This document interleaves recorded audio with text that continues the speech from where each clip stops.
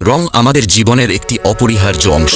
আমরা প্রতিদিন অসংখ্য রং দেখি, যা আমাদের পৃথিবীকে করে তোলে আরও সুন্দর এবং জীবন্ত। কিন্তু আপনি কি জানেন আমাদের প্রিয় চার পা ওলা বন্ধু কিভাবে এই রঙিন পৃথিবীর দেখে?